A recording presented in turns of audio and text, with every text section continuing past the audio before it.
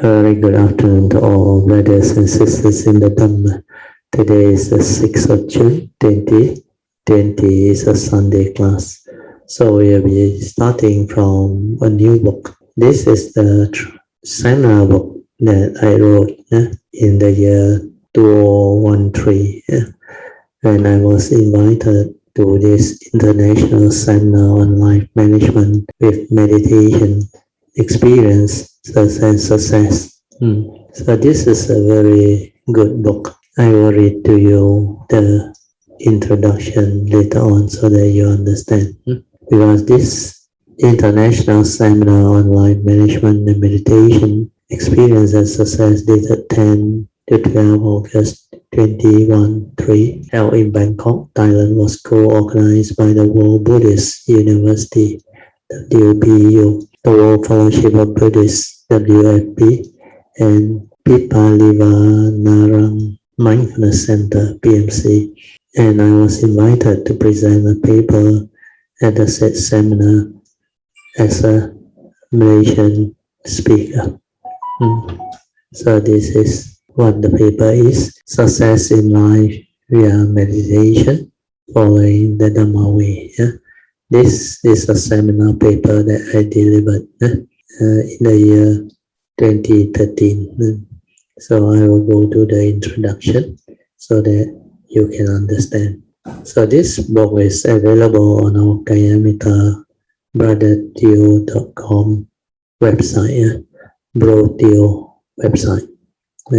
So you can go in, look under publication, then you can actually see this book. This book is a very good book. So I will read to you the introduction behind this international seminar on life management with meditation experiences and success dated 10 to 12 August 2013 held in Bangkok, Thailand, was co-organized by the World Buddhist University WBU, the World Fellowships of Buddhists WFB, and the Pipalivanarang Mindfulness Center PMC. And Brett Teo was invited to present a seminar paper at the above said seminar as a Malaysian lay speaker. Basing on some very good feedback and suggestion from seminar participants and Kayanamitas who had the condition to listen to my seminar speech, and also those who later received my international seminar papers reprinted notes, Brother Teo had finally agreed to allow his international seminar paper to be reprinted as a booklet form for free distribution to all those who are interested and has the affinity to receive it. It is Brother Teo's sincere hope and intention that Dhamma friends, practitioners, spiritual practitioners, seekers of truth, cultivators, free thinkers, and devotees will be able to make use of this Dhamma presented in this international seminar of his to develop a better understanding of the Dhamma as taught by the Buddha, so that they may progress along the path of Dhamma to become more virtuous, nobler, and wiser human beings that can be a blessing to all. Then we go on to the acknowledgement. It is the donor's sincere intent that this seminar paper's booklet be given free to all those who are interested and have the affinity to receive them. I'd like to take this opportunity to thank and rejoice in the generosity and wholesomeness of all those Dhamma friends of Kayamitas who have donated and helped out in the transcription, typing, typesetting, formatting, proofreading, etc. to make this free distribution of Dhammadana possible. Special thanks should be accorded to Sister Pamasuri, Brother Teo, Sister Eng B, and Eleanor for their kind assistance and important contribution in various ways to enable this Dhamma booklet to be printed. By the power of all this wholesomeness, may all beings be well and happy, free from all mental and physical suffering and danger. And may there be love, peace, and joy deep within their hearts. and may also pave the way for there to be causes and conditions for all Dhamma friends, Kayamita, who have donated or helped out in one way or other to realize their good and noble wishes or aspirations soon as possible with metta, Brother Theo. So we will now go to the table of content. After introduction, we have the acknowledgement, which we have covered, then opening statement and introduction to the topic. This opening statement and introduction to the topic is very important. Then the main essence is to develop the understanding of life, its meaning and purpose following the Dhamma way. And item 3 is emphasizing on the importance of mindfulness or present moment awareness. Then point number 4 is understanding the nature's law that governs life and existence. They are the scientific law and the spiritual laws. Then section number 5 is meaning and purpose of life. Section 6 is the two important aspects of life, means mundane and supramundane. And finally is the conclusion. Okay, we go on to the seminar proper. International Seminar on Life Management with Meditation, Experience and Success, co-organized by the World Buddhist University, WBU, the World Fellowship of Buddhists, WFB, and the Pipa Livarana Mindfulness Center, PMC. Title of my seminar paper is Success in Life via Meditation, Following the Dhamma Way, by a Malaysian speaker, engineer, Theo Kian Kun. Okay, opening statement and introduction to the topic. So I'll read to you as how I address the various important people at the seminar. Dear Mr. President, distinguished guests, fellow honorable panel speakers, seminar participants, ladies and gentlemen, a very good afternoon to all. It's indeed an honor to be given the opportunity to share my humble little experience on success in life management via meditation with all of you on such an appropriate occasion such as today's international seminar. Today's seminar topic is experiences and success in life management via benefits of meditation following the Dhamma way. And this is a very important topic for us all to understand if we want to realize our highest human potential.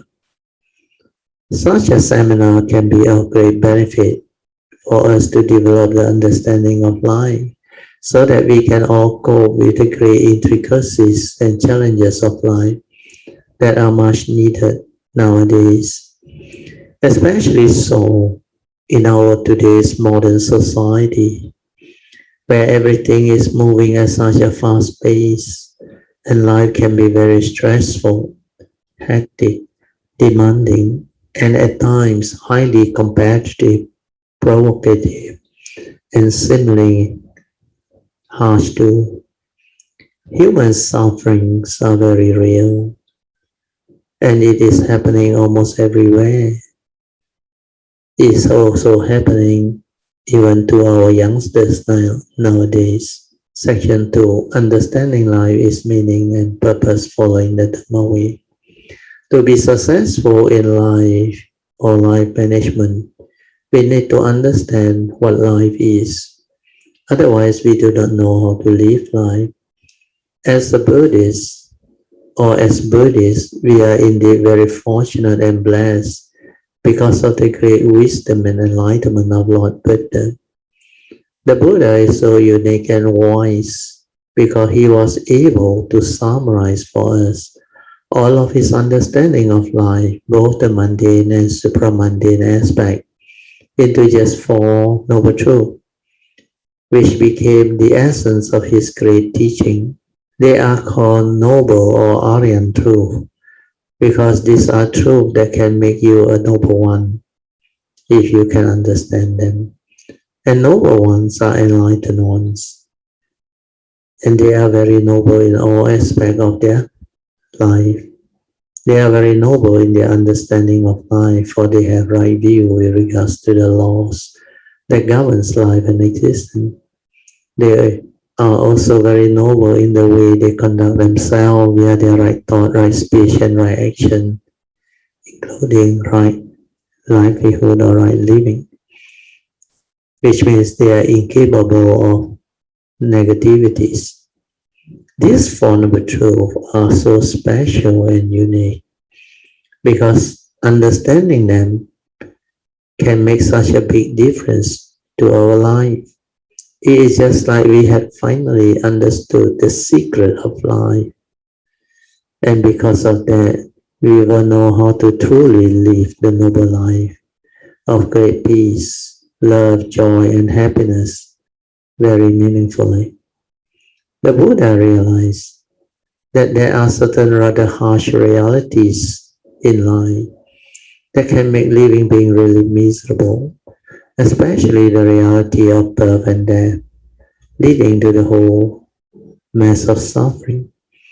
He said there is a first noble truth of dukkha or suffering that explains clearly to us the prevalence of suffering in this world caused by the eight realities of life and existence that all living beings, if they live long enough, will have to confront while going through life, irrespective of your wealth, your status, or materialistic success in life.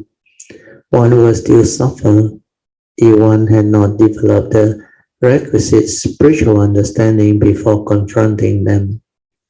These eight types of four first noble true reality are birth, old age, sickness, and death. These four are dukkha. Separation from loved one and one's possession, like your wealth, your property, possession, and those things that you hold on to dearly, etc., is also suffering or dukkha. Then to be with people whom we don't like can also lead to misery, suffering, and dukkha. Then not able to get what one desire, or when things don't go your way, or when our expectations in life are not met, can also lead to suffering or dukkha. And finally, the Buddha said, in short, he summarized, the five aggregates of grasping, born of Sakaya Ditti or self-delusion, is dukkha. When one confronts this reality without the requisite wisdom, then one will be afflicted, and suffering like sorrow, lamentation, anger, fear, worry, anxiety, etc., leading to depression will be the end result. In our modern day terminology, we call them the problems of life, like health problem. Health problem can mean having those traumatic disease like cancer, heart attack, HIV, stroke, kidney failure, etc., or sudden death due to accident, traumatic disease, and nature's disaster like tsunami, earthquake, flood, building collapse, etc. Then there is also this career-related problem or stress and sexual harassment problem when you are with people whom you don't like, and financial problem when you cannot get what you want. Then there is also this relationship problem leading to divorce, forced separation, etc. Social and crime-related problems are also very common. This happens when you are with people whom you don't like, etc. The younger generation can relate to this terminology better. Then according to Lord Buddha, there is this second noble truth that explains to us clearly the cause behind all this suffering. The Buddha said, it is mainly due to craving born of our self-delusion or Sakaya-Ditti. When we have understood what suffering is and the cause behind their arising, we will know how to retrospectively manage our life better. But the Buddha did not stop there, for he then proceeded to tell us that suffering may not be, because there is a third noble truth that confirms the possibility of enlightenment in the here and the now. leading to the enlightenment, leading to the cessation of all suffering. And this is most reassuring. The Buddha not only tells us that enlightenment is possible, but he even explained to us clearly how it can be done via his fourth noble truth. He said there is a path, namely the noble eightfold path. If you cultivate it, it will lead to the end of all suffering, which is the ultimate aim of all Buddhist cultivation. This means this noble eightfold path is the meditation and solution to all of our life's problems. So there is a way to free and to liberate our mind from all suffering.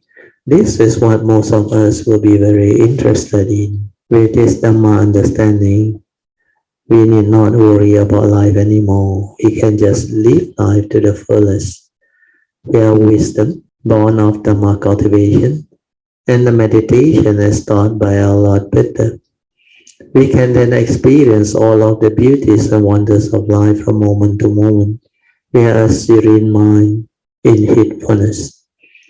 I was indeed very blessed and lucky because this Buddhist teachings and meditation with its great benefit had helped me so much, not only in my study but later in my career and daily life too. The benefits of this style of meditation are many.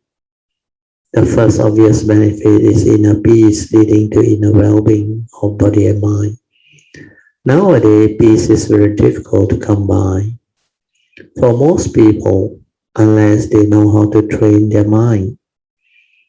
In time of suffering, like having fear, worry, anxiety, sorrow, and lamentation, etc., born of health or other life-related problem, this meditative inner peace leading to inner well-being can really help to provide immediate temporary relief to their mental suffering, because this inner peace leading to the inner well-being is a very positive calming energy that can help us stabilize our mind and boost our immune system as opposed to the rather negative energy of fear, worry, anxiety, sorrow, and lamentation, leading to sadness.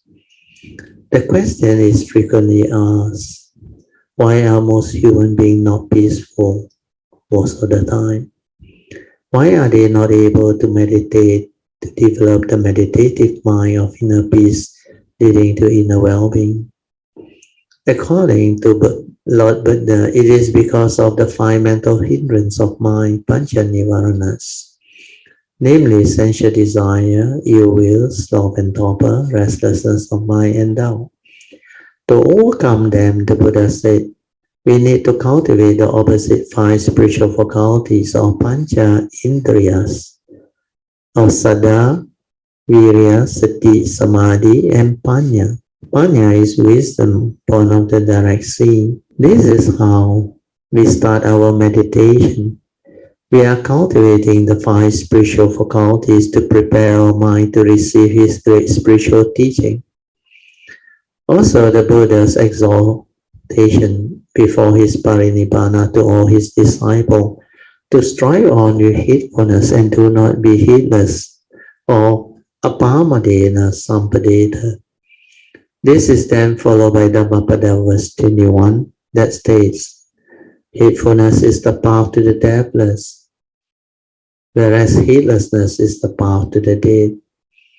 The heedful never die, whereas the heedless are as if dead. Which also stress the importance of training the mind to be heedful. To be heedful is to be ever mindful and to be constantly meditative, following Dhammapada verse 23. That is precisely the reason why Buddhist meditation is also termed mindfulness or heedfulness meditation, referring to the four foundations of mindfulness, namely Kaya Nupassana, Vedana Nupassana, Chitta Nupassana, and Dhamma Nupassana in particular. First, we must train the mind to be silent with inner awareness, so that it can be mindful from moment to moment while living our daily life. to cultivate the Noble Eightfold Path leading to the heedfulness needed to understand life. This mindfulness and heedfulness will allow you to see clearly how your five aggregates of form and mind arise in you, how thought and feelings arise in you with every moment of sense experience and sense door consciousness, and how they condition each other. That is how your thoughts condition your feelings, then feeling condition your emotion or craving due to your wrong view or wrong thought to grasp and cling onto the external phenomenal world created by your aggregates of mind. This is heedless living, leading to all the suffering, following Dhammapada verse 1. Whereas the heedful silent mind, which is also your true mind, your meditative mind, is with inner awareness, will bring about the inner peace and inner well-being of body and mind, as opposed to the heedless mind that is full of thoughts, fear, worry, anxiety, conditioned by the mental hindrance, leading to the agitated and restless mind that is never peaceful. With this inner awareness, inner peace, and inner well-being, there is clarity of mind that can enable us to see things as they are, leading to penetrative insight and wisdom needed for us to truly understand life.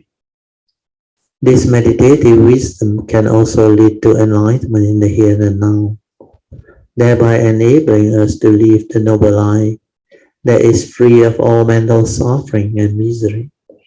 Once the mind is liberated and no longer deluded, then life takes a turn and becomes not only very meaningful, but also very wonderful and beautiful indeed.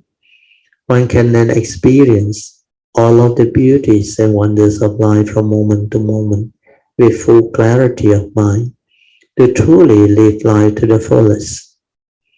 This is heedful living following Dhammapada verse 2, as opposed to heedless living that leads to all the suffering and misery in life following Dhammapada verse 1. Suffering are all mind-made. If mind does not deludedly cling onto the five aggregates of form and mind as the me and the I and the mind, then there will be no more suffering. Clarity of mind can also allow us to make better decisions in life, thereby enabling us to resolve issues or problems wisely and amicably. One can also concentrate and study better and have good and easy sleep. No more problem with insomnia or sleep-related issue.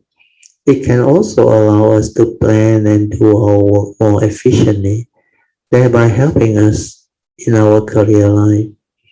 With all this benefit, we can really be a blessing to all. Our daily life will be very different because the mind is always heedful and peaceful. This will bring us to the understanding of another very important aspect of living life. Importance of sati or mindfulness or present moment awareness. As we all understand, life can be correlated to existence. To live life is to go through existence, and existence is time related. The whole spectrum of time can be defined and divided into the three periods of past, present, and future. Of these three, we should inquire deep into them and find out ourselves which one of them is the reality of life. Obviously, the past is already gone, so no more a reality. Similarly, future yet to come, so it's also not a reality. Hence, only the present moment, which is the highest in life, is the only reality within existence. This is also the reason why people nowadays emphasize a lot on the power of now. Even Eckhart Tolle wrote a book on it, and it had become a bestseller for many years. Therefore, the most important question about life that we all need to inquire deeply is, moment to moment life passes by, and this is the only reality in life. Then what are you doing within each and every one of these moments? So you must inquire deep into life. This question of life, moment to moment life passes by, and this is the only reality. Then what are you doing within each and every one of these moments? Remember the Buddha remember the Buddha always tell the bhikkhu, be heedful, be vigilant, because if you are not heedful, then you are as if dead, following Dhammapada verse 21. That is spiritually dead. Our mind and our thoughts move so fast with every moment of sense or consciousness. And if we are not mindful and heedful within the moment, then how can we cope with life? Most of us may know that the moment is the only reality and very important. But the question is, are we mindful of the moment? The problem with the world today is most human beings are heedless, and they are too busy thinking, planning, and worrying about life, so much so they totally miss out on life, for they never really live. They only existed through life. That is, they are conscious of life, but they are not mindful within or mindfully living life within awareness. Their mind is always preoccupied with the thinking and the thought process, which always delude them to cling onto the phenomenal world as very real. Their thought will project into the future to arise fear, worry, anxiety, hence creating a false reality for them to cling onto. Likewise, the mind also will recall the hurtful and unhappy past or scars of memory to remind them of their scars of memory, hence triggering of the unhappy mind, leading to sorrow and lamentation of the unhappy past. Not able to see the phenomenal world's three universal characteristics of nature, namely anicca or impermanent, dukkha or suffering, and anatta or non-self and empty nature, they will continue to hold and cling, and this is the cause of all their suffering and life's problem. Why can't they just silence their mind in heedfulness to be with the moment, to experience all of the pristine beauty and wonders of life? Just like the Zen saying, drinking a cup of Chinese tea is Zen or Zen meditation, because within that moment there is just a pure awareness or mindfulness of the reality in the here and the now, and there is no thought, so there is no fear, no worry, no anxiety, or whatever duality, but just a silent mind in peace and stillness to live, to be sensitive, and to experience all of the wonderful moments with clarity of mind and body, instead of worrying about life. Why do we need to worry about life? Because of fear, right? Even if you worry, you're not going to solve, it's not going to solve your problem. It will instead create more thinking indeed, leading to more fear and restlessness of mind. And as long as you are not mindful, this heedless thinking will continue to create more delusion in you, because you do not have the wise attention or yoniso manasikara at the moment of sense experience. That is precisely the reason why we need to train our mind to be heedful, so that it is constantly meditative and ever mindful to insight into truth, which is everywhere in the midst of life and nature. Truth or the characteristics of nature are everywhere. Why can't you see? For those who see, they always see. even though the present moment is the highest in life. But in order to transcend life, which is to transcend birth and death, we need to transcend even the present moment to realize the timeless Dhamma, Kaliko, which is beyond thought and beyond time. This is the ultimate goal of all Buddhist meditation, and understanding the nature's law that governs life and existence. To be successful in life management, we need to understand another very important aspect of life, that is the nature's law that governs life and existence. According to Lord Buddha, this universe of ours is very unique. First, there is nature, and then there are nature's law that governs life and existence within this universe of ours. He calls it the Panchaniyamas, or universal order of nature. The first two nature's law are scientific law called Uttuniyama, which is nature's physical law, and Bijaniyama, which is nature's biological order. And these are scientific law, whereas the other three are spiritual law. It is via clearly understanding these two great scientific laws of Uttuniyama and Bijaniyama that scientists are able to progress so fast within the field of science and technology to become so advanced today. Nature's physical law governs the behavior of all physical things. They are related to the law of physics and chemistry, etc. That the scientists have developed good understanding. Then Bijaniyama is nature's biological order that governs the behavior of all organic and biological things within the field of biology, genetic engineering, etc. Like our human body, the plants, the animal, the fishes, etc. Their behavior are governed by this biological order or Bijaniyama, this law. And 4.2, we will go into the spiritual laws. The next three are spiritual law, namely Karma Niyama, or law of karma, Chitta Niyama, or law of mind, and Dhamma Niyama, or law of Dhamma, or truth, as taught by the Buddha. So similarly, we are clearly understanding these three great spiritual laws of karma, mind, and Dhamma. The Buddha was able to excel himself in the spiritual field, to understand life so clearly and so completely, thus becoming the Samma Sambuddha, or fully enlightened one.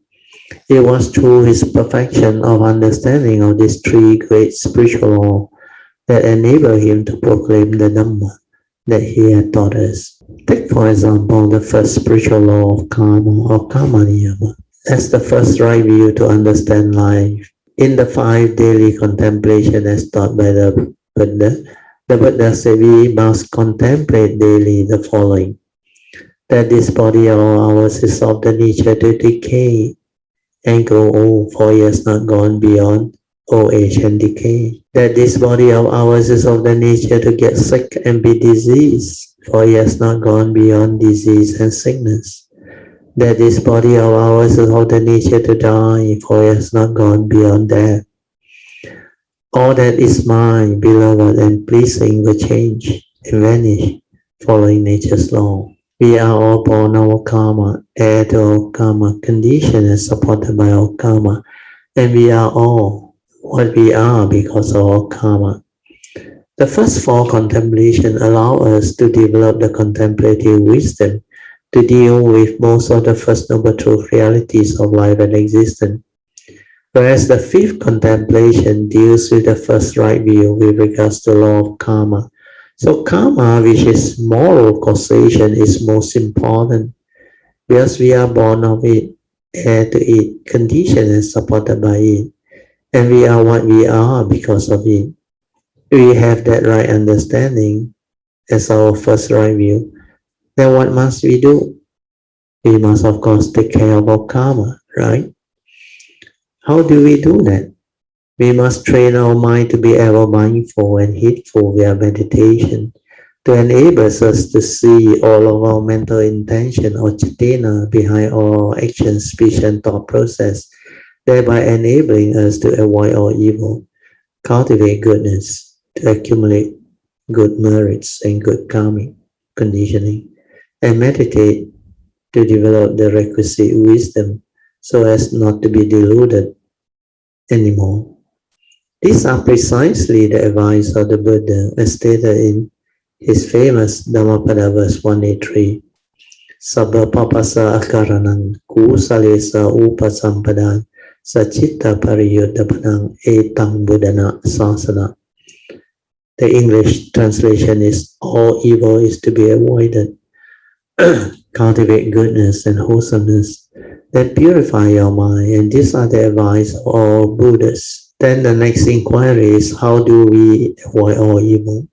The Buddha recommends keeping the minimum 5 precepts because people who violate these precepts are evil people with the 3 evil roots of greed, hatred, and delusion. How to cultivate goodness and blessing?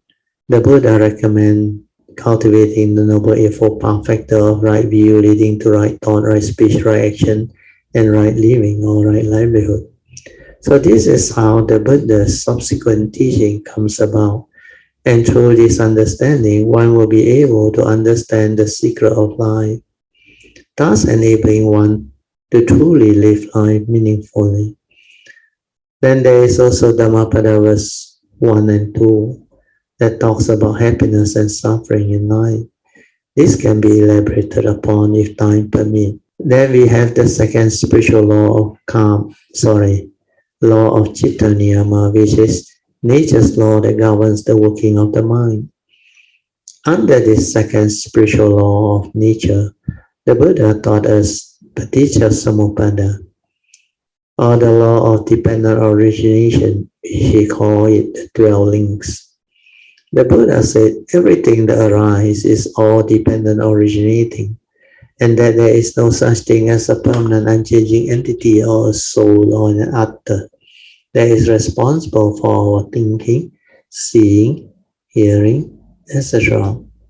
For in the seeing, there is only the seeing consciousness, and there is no one to see. And all of phenomena, whether physical, mental, or nature's phenomena, they are all condition arising or causal phenomena following nature's law. And because of that, they are all impermanent. For dependent on condition, they arise. And they will continue to exist if the supporting conditions are still there. But they will cease to be once any of the conditions that supports their arising cease to be. And because they are impermanent, following nature's law, you cannot want things your way, otherwise suffering will be the end result. And because they are impermanent, it's not a permanent unchanging entity that we can hold on to or cling on to as the I and the me. Hence, anatta or non-self nature of this so-called human being or 5 aggregates of form and mind or others. If we cling and hold on to them, then the Buddha called it self-delusion or Sakkaya Ditthi, a very serious self-delusion or wrong view. The third spiritual law is Dhamma Niyama, which are the essential Dhamma or truth that the Buddha taught. And the most important one is the Four Noble Truths, which are the essence of his teaching that we have already covered earlier on. Then we move on to the next topic. After understanding his teaching, we will understand life. That's why we now go into the detail of understanding life, its meaning and purpose. Once we have understood the nature's law that governs life and existence, then we will know how to prepare ourselves to live our life meaningfully. Without this understanding, we cannot contemplate its true meaning and purpose. To different people, life are very different. Life has different meaning and purpose. Hence, it varies from person to person. But as a Buddhist, we are indeed much more fortunate because the Buddha was able to explain to us the secret of life via his enlightenment. The other reason being, they don't quite understand life like us because they don't have the Four Noble Truth teachings.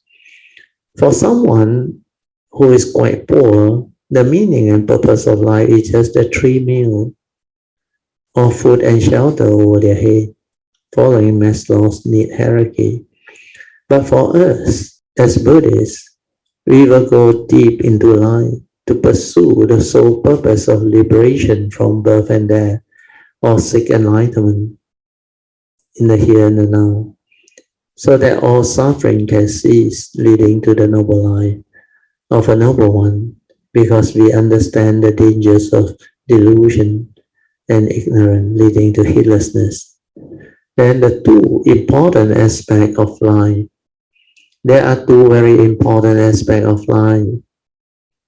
First, there is the mundane or materialistic aspect of life within the existential or conditioned world, followed by the supramundane or spiritual aspect of life that can be realized only after gaining the enlightenment. Most people are only concerned with the mundane aspect of life because to them this is more important, means materialistic success, not knowing that without the spiritual understanding, life is still incomplete and suffering can still arise despite the materialistic wealth and successes. This was clearly explained by the Buddha in his proclamation of the First Noble Truth, where he talked about the 8 realities of life and existence that can lead to suffering and misery if one were to confront them without the requisite wisdom.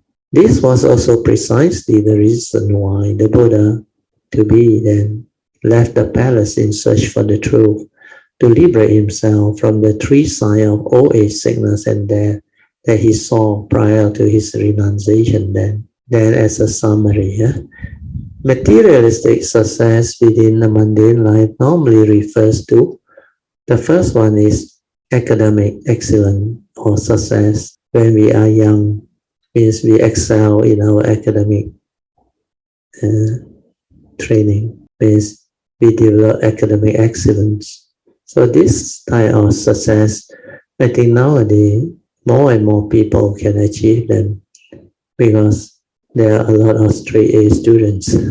Then after your academic success, the natural follow-up is career success. When we come out to work or to train ourselves to be successful in life, means we develop certain interest in life. So your career, not necessarily work, not necessarily academic. It can also be in sports or in whatever field that you are good at. Then, of course, with career success, the natural consequence is financial freedom to make us feel secure in life so that we need not work for money. We can develop investment and have money work for us. So financial freedom is not easy, but many people have make it. Nowadays, our society, because of new technology, a lot of green field, so there are more scope for success. Sometimes you can just become famous and successful through the YouTube by taking some video and doing some strange thing, like the Korean Gangnam style. Then also nowadays a lot of young kids and child, they took some video of them, they become very famous. In Mandarin it's called Wang Hong. Then they develop a lot of what they call financial success. Then you can also make it in life if you are determined, if you strive on with the understanding and heedfulness, then you can develop a very good, successful materialistic career that can bring about a lot of financial freedom to make you feel secure in life. You don't have to worry about money. That is the ultimate aim, which means technically you don't have to work. So that will bring us to the 4th aspect of life, early retirement. If you don't have to work, you can retire, isn't it? So early retirement to do the things that we want to do or we like to do. So this is very important. Early retirement is something a lot of working people are looking forward to have, but not everybody can achieve it because you need to have what we call financial stability, or you must have financial freedom to develop this option to have early retirement. Unless you are a government servant, then you can opt for early retirement. Then having an understanding, good and happy family unit leading to relationship success is the last aspect of the materialistic success. Is after you can afford to retire early to do the things that you want to do in life, or you like to do in life, you can also make sure that you have a good family unit that is full of understanding, harmony, unity, and all these things. So having an understanding, harmonious, and happy family unit is not easy, leading to relationship success. You can be successful in all of your relationship with your loved ones, with your neighbor, with your colleague, with people whom you come to interact with. Means you have Dhamma, you have wisdom, you can have relationship success, means you can be a blessing to all. So the above four types of success before the relationship success can be realized by most people who are determined and hardworking. But the fifth one is more difficult, as relationship success. More difficult to achieve because it needs some form of wisdom and understanding. Let us say you are able to achieve all of the above materialistic success, all the five. But is your life really complete? And are you really happy and safe? What happens when you are confronted with the first noble truth realities of life and existence? The Buddha said, when you confront them without the requisite wisdom, you will be afflicted and suffering will be the result, as explained earlier on. Hence, one still needs to cultivate the requisite spiritual understanding to complement one's life. Otherwise, the first noble truth life reality can still afflict you. So spiritual success is very important. Then in conclusion, my present life in this world was indeed rather blessed, for I not only excel in my academic field, I also reached the pinnacle of my civil engineering career life. I was able to achieve my financial freedom fairly early too, and this has enabled me to retire officially from my engineering career life some 12 plus years ago. So at that time, when I delivered this talk, was 8 years ago. So you plus 8 is about 20 plus years ago. And I retired at the age of 46 plus. Where now I'm already 66 plus, going to 67. To do the things that I love to do, by sharing the Dhamma and helping people. I also so blessed with a very good family unit with a lot of love and understanding among ourselves. Our relationship with all loved ones, friends, colleagues are very cordial and good too. Last but not least, I was also blessed with a fairly good past that had enabled me to have the requisite spiritual understanding to complement my materialistic success in life. Over the last 24 plus, you add 8, will be 32 years plus. Since 1989, I was able to make use of my spiritual understanding and my own personal success in life management to help many people who had affinity with my nature, with this nature of mine, to cope with their life problem. With this, I will end my today's seminar paper. or talk.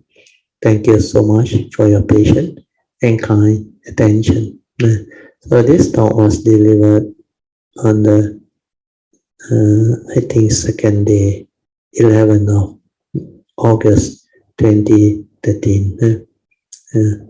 So that will cover the seminar paper.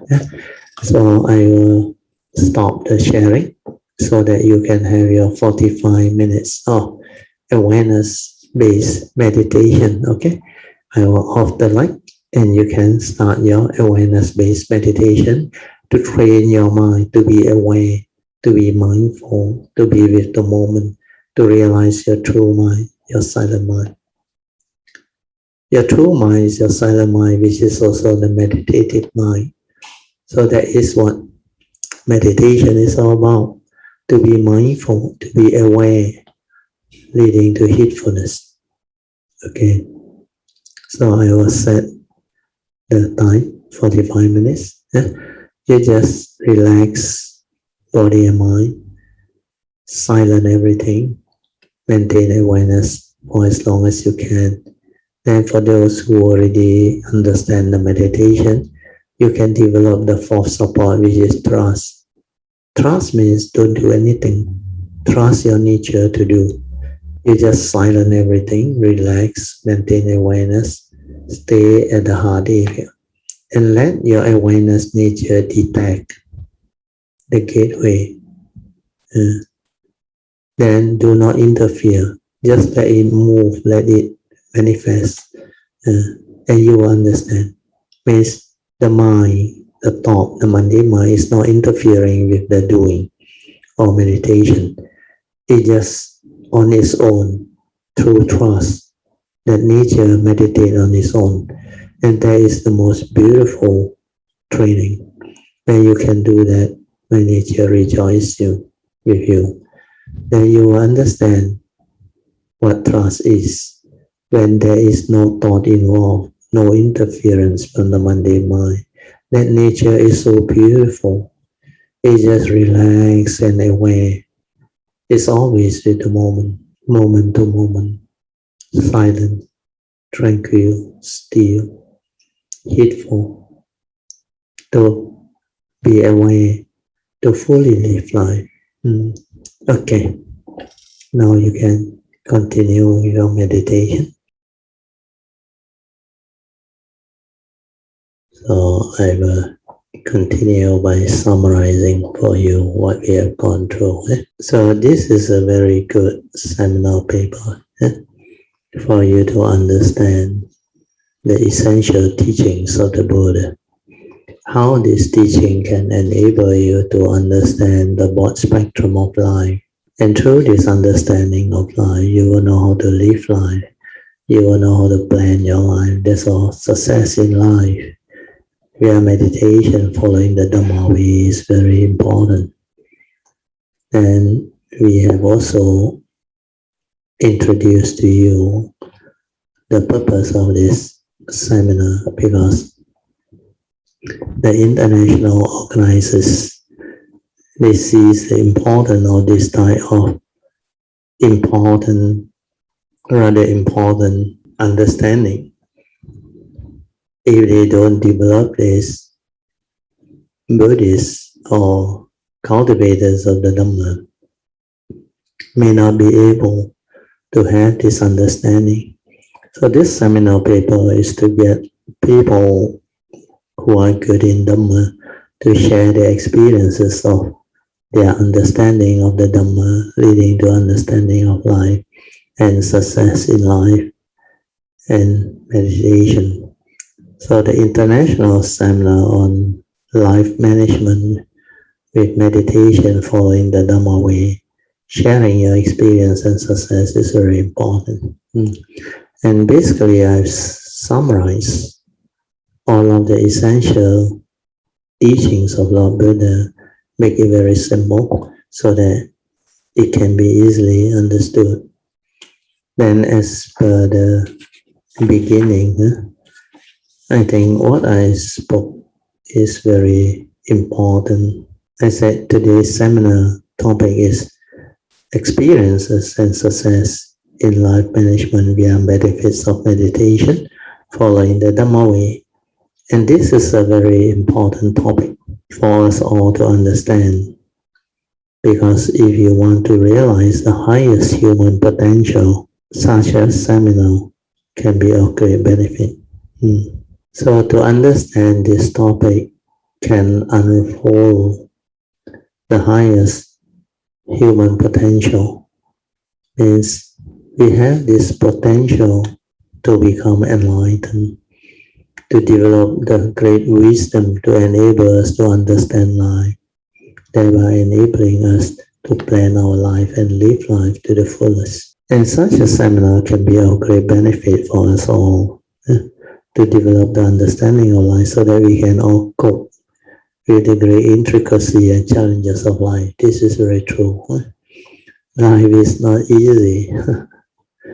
So these great intricacies and challenges of life that are much needed nowadays is not easy to develop. Especially so in our modern society where everything is moving at such a fast pace and life can be very stressful, hectic, demanding, and at times highly competitive, provocative, and similarly harsh.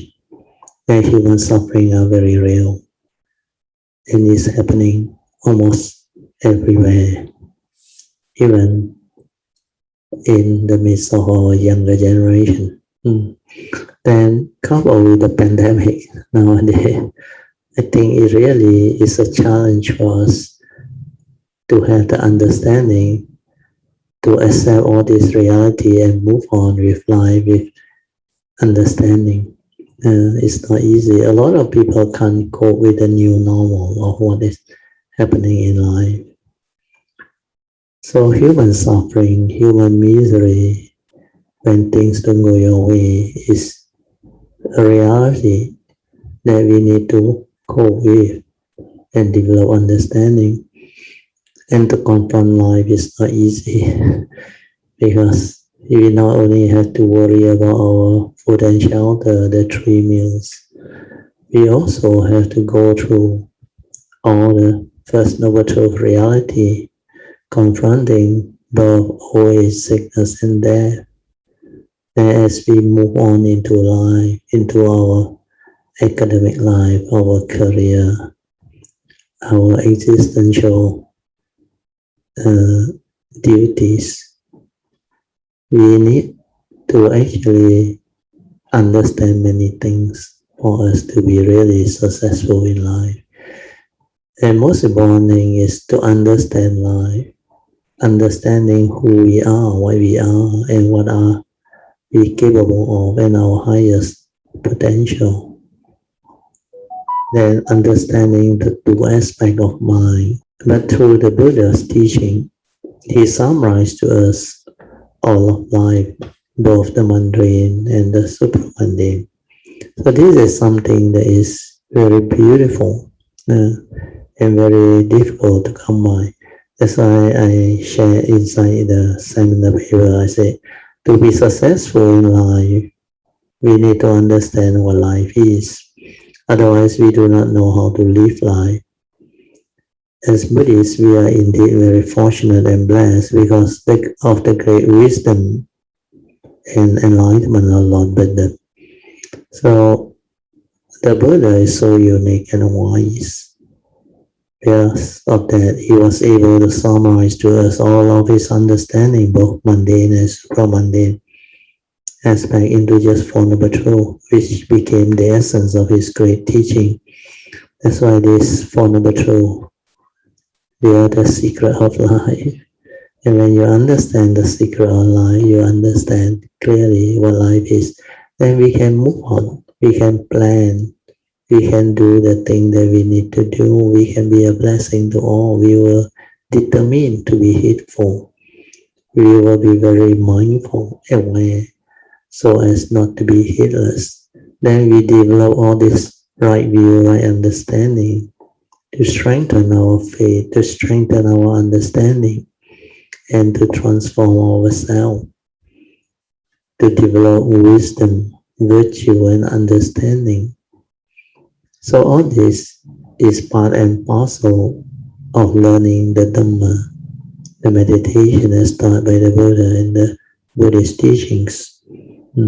And to confront the reality of life and existence, the first noble truth reality is not easy. Then how do we train our mind? How do we develop the inner peace leading to inner well-being? Then the clarity of mind. Then to realize our silent mind, our true mind, the meditative mind, so that we can be heedful, we can be aware, so that we can understand what is going on in life. Then we see the importance of being heedful, importance of present moment awareness, mindfulness or sati. That's why the Buddha's teaching emphasizes on sati, to train ourselves to be mindful, stabilize it to be ever mindful, then use it to meditate, leading to heedfulness. Without heedfulness, we cannot be mindful, we cannot be vigilant. So all this are shared there. Then the benefits of meditation, they are all shared.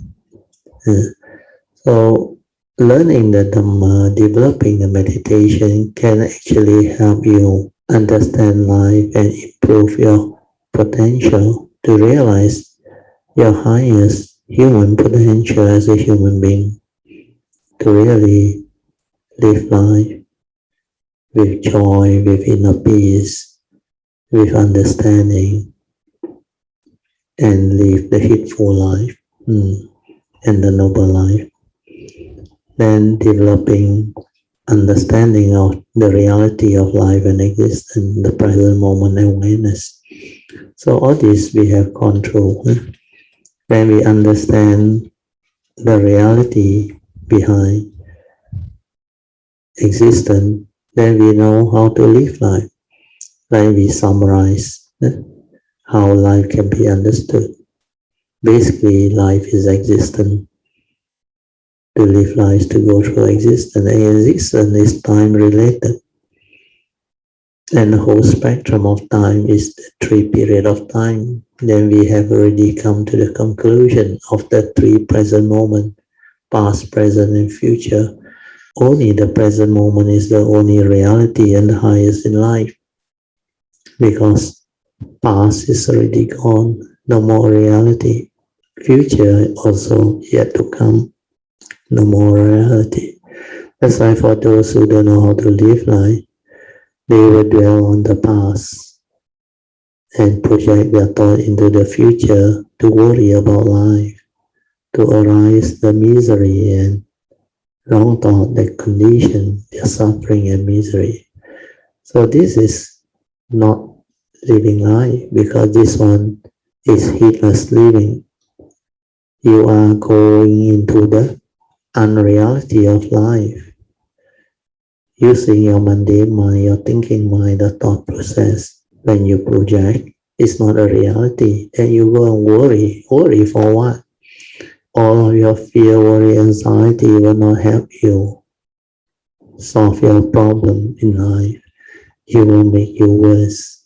It will lower your immune system, develop very eerie or negative type of energy field within you because of all this wrong emotion and wrong thought.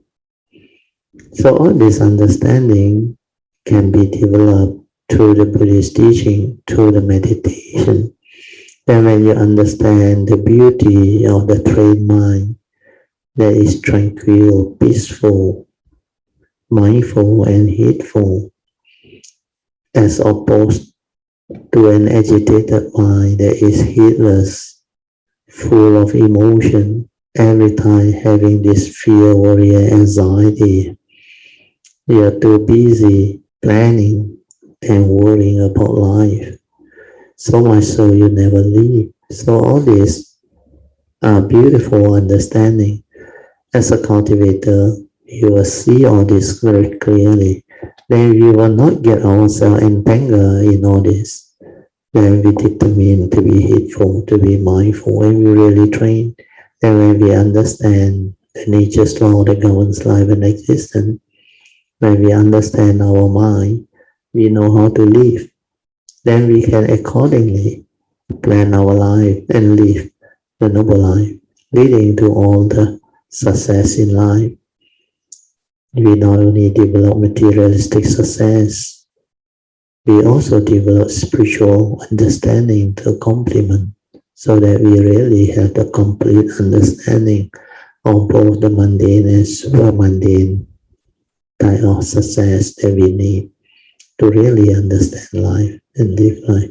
So this summarizes to us the beauty of these teachings of the Buddha. He called it the Dhamma, which is truth, the beautiful truth that he has proclaimed and shared with the world based on his cultivation and perfection. So, okay, with this, I will end my today's sharing. Then we will open up for meditation reporting based on what you have done. Just 45 minutes of awareness-based meditation. If you have any question, you can ask them. Yeah, Bertil, maybe just do a bit of observation. Yes, very good. Especially in these times when everybody has to be, what you call it? I wouldn't use the word lockdown because it's very difficult. I would say more like you're given the opportunity to stay at home. Then especially for us, it's a time to really be serious about our cultivation and put more time to understand the Dhamma. Sadhu, very good. I'm very grateful, Bertil, seriously, for having given me the opportunity to understand what you teach in the Buddha's teaching, because I find that it really has helped me so much in my life. Yes. Especially in these times when you see things can become very chaotic and you are like bombarded with news from everywhere. It can be very depressing actually when you don't have the Dhamma, and you feel that you're somehow, if you are not stable enough, you get drawn into all this chaos, and your mind also become chaotic. They have an influence on the human mind. That's why we call it human conditioning. It makes you emotional. Then after listening to all the frightening news, the negative news, you also, without the Dhamma, you can easily be swayed. Then you react to it. You get angry. Then you also write something, or sometimes you also develop that type of fear, the worry, that then everything also you dare not try. Then the person who promote vaccine, you tell you to go for vaccine, you say, I read somewhere, then that guy say this, and that guy is a doctor, what? So all this create unnecessary fear. That's why I said, be careful when you share certain type of news. If it's not useful, not informative, not conducive, please refrain from sharing if you are not sure. But if it's something useful and helpful, then maybe you share in a very tactful way, so that people can understand. Otherwise, it become like one-sided thing. Then like you come to understand, without the Dhamma, you cannot filter, you don't know what happened, then you will be drawn. And most people are drawn and become affected. That's why even my daughter shared with me just now, one of his classmates got 2 children in Singapore. Actually, Singapore is much better, isn't it? But she said she cannot take it already. She must, 3 children. He said must take the 3 children to the condo swimming pool to have a swim, to relax. So for 2 whole hours she was there, she felt much better. So a lot of people cannot take it. For us, we have the Dhamma, that's why we can allow ourselves to have the understanding. We can accord and flow, and we can actually endure and move on because we understand this is a reality, condition are that, things will are that. It's a pandemic and your life. You choose how you want to live it. If you don't value your life, you want to expose yourself, it's your choice. So all this understanding can help us, but not everybody has the luxury of the Dhamma. That's why you also come to know PG, which is very good. You are very grateful for the teaching, for the understanding. And it has helped you a lot in this life, which is very true. Not only your life, your career too. And the way you understand it has helped you to manage your interaction with people, the way you develop your ability to understand the world, society, your career life, your relationship with fellow human beings, living beings, and even the environment, everything. So all these are very beautiful understanding that we cannot learn without the Dhamma. And the Dhamma is so complete, so comprehensive, and it's so beautiful. And it can really let us understand completely what life is with clarity of who we are, what we are, and what we are capable of. And we can realize our highest human potential to become an enlightened being that has the wisdom, the virtue, and the understanding to understand life so beautifully and to live the noble life of an enlightened being. So all these are very beautiful. So continue, PJ Sadhu. Okay. Another thing I observe is also the community and the country's consciousness. Yes. You know, like Malaysia, we have so many jokers around, and much as we say that, oh, don't get involved, but somehow we still get drawn to it.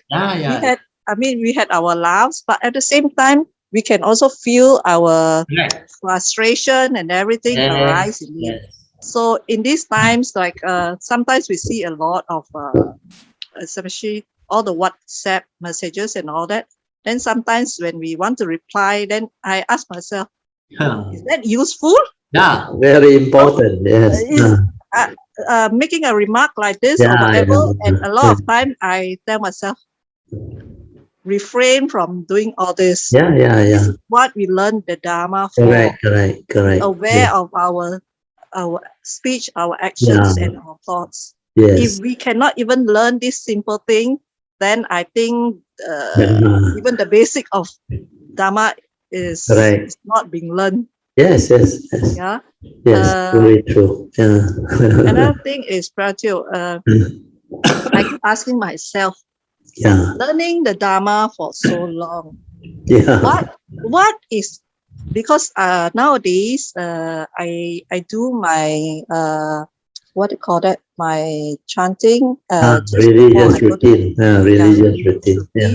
And I do my bodhisattva vow. Yes. Okay. After doing the bodhisattva vows, I ask myself, what is preventing me from moving forward? Very important inquiry. I think I come up with a few things. Sadhu. Firstly is conditioning from young. That is so important, Bratio. Correct, yes. And I know that two very simple or three very simple things that is very much in my life. First thing, trust, Bratio. Yes. I do not have trust in a lot of things, especially people. Okay, Bratio. Lessons in life teach me not to trust people easily. Okay. Another thing is being humbled. Okay. Yes. I unfortunately see being humble as a weakness because I have been bullied too many times. Because you have shared all this before. I feel that this is a stumbling block when it comes to learning the Dharma. Teaching, yes. Yes. Because if you don't have trust, you cannot even be humble. How on earth Am I going to learn the Dhamma? Yeah. Yes, very true. Very true. Yeah, Yeah. Matthew, what do you think about this? Thanks Very for good, Sadhu. yeah, You brought out a very good topic. So yeah, I will share this. Sadhu uh, to you, PJ. Let us okay, rejoice. Sadhu, Sadhu, Sadhu.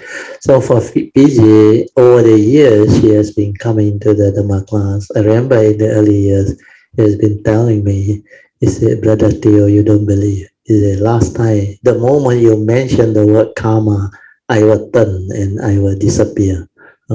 But strangely, in my class, you say you don't know what happened. Somehow you stay. Then when you start to understand all those things, then you realize your early days conditioning, all this, what they call mental perception of things or views of things, they are very negative. They are a hindrance to learning Dhamma. So this is what the Buddha called karmic obstruction from the past. Because in the past, through heedless living, through wrong view associating with wrong people, you develop all this. Then it actually came in and it hinders you. That's why you will look at things like the normal human being.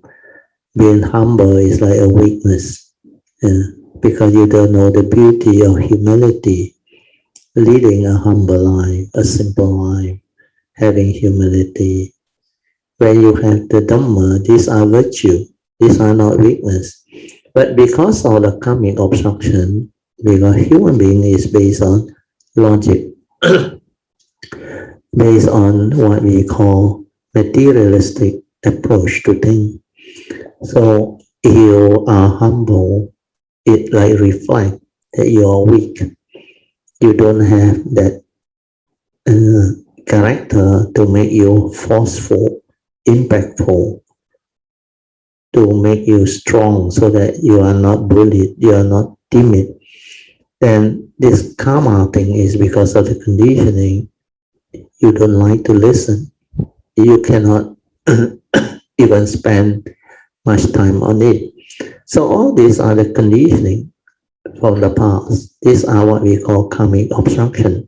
But for you, you also have your good karmic affinity with Triple Gem, with certain people, with certain cultivator like Kayamita, my nature and all those things, that somehow you can actually have the causes and conditions to listen, to continue to attend. And after you continue to attend, you listen, you on your own came to the realization because you inquire. This is so beautiful, so important. Then you express your gratitude that you have received all these beautiful teachings because of that condition and affinity. Then you go all out to develop this understanding. That's why this vow, the Bodhisattva vow, and your religious routine understanding will transform you as a human being. So that in future, whenever you arise, all this right view, right understanding will be there. Then with the Bodhi mind strongly and firmly planted, you will not get lost again. You will not be conditioned and influenced by those wrong view, Dhamma, or what we call deviant views of other teachings or religion. So all this is part and parcel of cultivation. When you understand being heedless is dangerous, having wrong view and wrong understanding is dangerous, then you vow not to repeat all this. You ask for forgiveness. Then you vow to follow the advice of the Buddha to cultivate, to perfect yourself. Then you develop pure aspiration, wish, by invoking power of merits. So all this understanding is what cultivation is all about. And the Bodhisattva way is a very important and complete way of cultivation that is very, very comprehensive and thorough, because it involves cultivating the Dhamma in life itself over a long period of birth and death. That's why when we take the vow, it prepares us to continuously come back to perform this vow, to fulfill this vow, to develop all this understanding and perfection to become Sammasambuddha. So there is a lot of benefits, synergy, and understanding involved.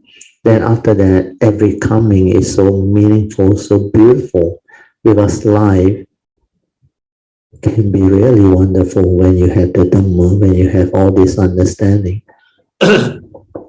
So this is a very important turning point for you, PJ, because when you understand this, you will look at life differently.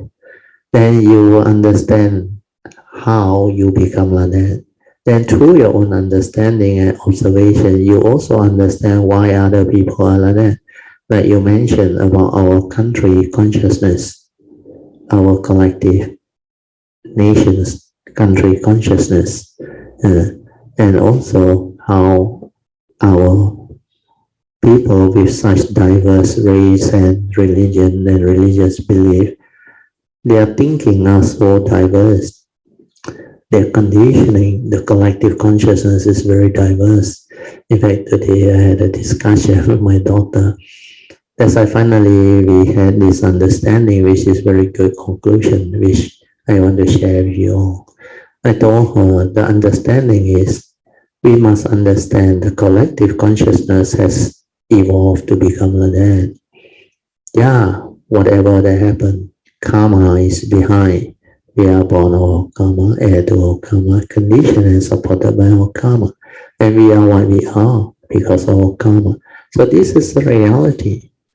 But not everything is just karma, karma, karma, because there is such thing as existent life within the existential world.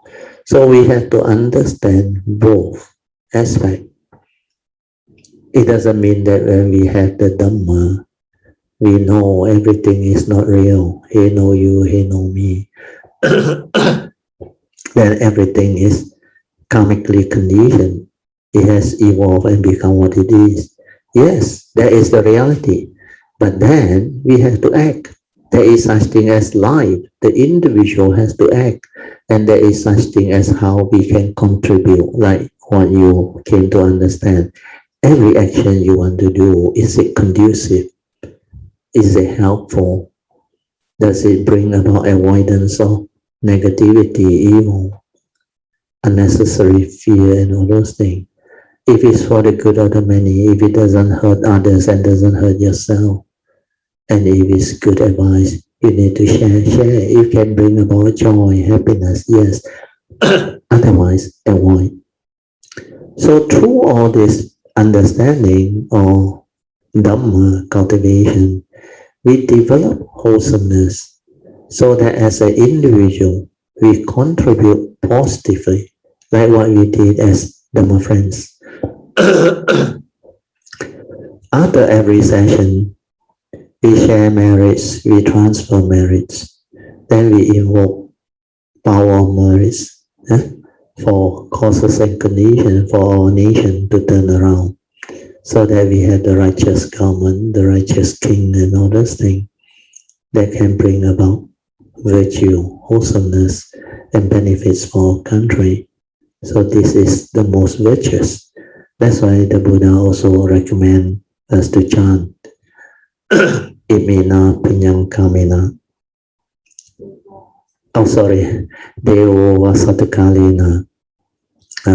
So that one is very important. Then the Imena one is for your own aspiration to avoid the foolish, meet out with the wise, so that enlightenment can be realized in the here and the now. So all these are very important understanding. So we have to understand there is such thing as life. We need to act. We need to move. Of course, initially we don't stir our mind and react. We accept the reality first. And then, through our understanding, we follow Noble Eightfold Path with right view, it conditions our right thought, right speech, right action, and right livelihood. Then we arise constantly the four right effort to purify. Then we develop heedfulness to insight into phenomena, to awaken, to stabilize our understanding. Then we make aspiration vow to walk the Bodhisattva way, to perfect ourselves so that we can be a blessing to all. So all these are Dhamma, very beautiful, very important understanding. So with this understanding, it's like what J. Krishnamurti say, for the society to change, listen to this, the individual must change. Why did he say that? Because the individual is very important. The collective consciousness, the country consciousness is a summation of all the beings that exist within the country. So if the individual change, the collective will change. Initially, of course, it's not easy, but each and everyone must play our role. That's why when we have the Dhamma, we become different. We contribute more positively. We avoid heedless behavior. We avoid negativity of karmic consciousness. The collective energy will be purified, even though depending on the numbers. But this number will grow when we have influence on others. That's why we need to have real cultivator who has that nature, that understanding, that beautiful mind state to actually bring forth understanding. That's why our Dhamma sharing is very important. Our website is very important, and the collective understanding that will continuously evolve and help the collective consciousness.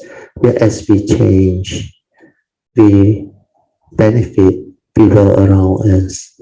We radiate that type of beautiful energy that is conducive for the environment, for society, for good relationship and all these things. And whomever we encounter or have relationship with, and sometimes when we radiate this metta, this love, this pure wish, this aspiration, we fulfill all vows. We introduce a lot of positive vibes into the totality of consciousness. And this is what life is all about. It doesn't mean we don't care because anicca dukkha anatta heno yo heno me that everybody go to the other extreme, which is not the intent of the Buddha's teaching. The Buddha's teaching is to understand the Dhamma and understand life so that you can live, so that you can have the understanding of both the mundane and the supramundane, where there is such thing as life, existence. Nature has its nature's law to govern life and existence. We have to abide, we have to accord and flow, yes. But then we can live because with this understanding we can manifest.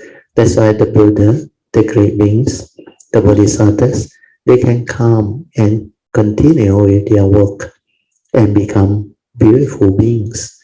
So this is how society can transform, environment can transform, civilization can transform. And this one demands a lot of understanding. That's why you will come to understand, like what you are going through now, that this teaching is very unique, very beautiful, very rare, not easy to come by. And without this teaching, this understanding, you can never understand life. And when you never understand life, you will become miserable. Life will become difficult to go through, just like what you came to understand. Especially during time of crisis, pandemic like now, it's not easy to develop understanding, composure of mind, to be calm, to be peaceful, to encounter a situation with understanding.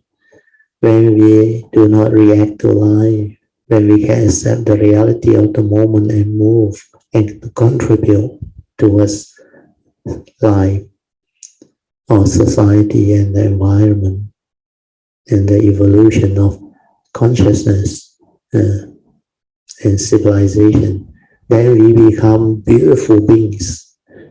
We become like all those great beings, bodhisattvas, who can really be a blessing to all.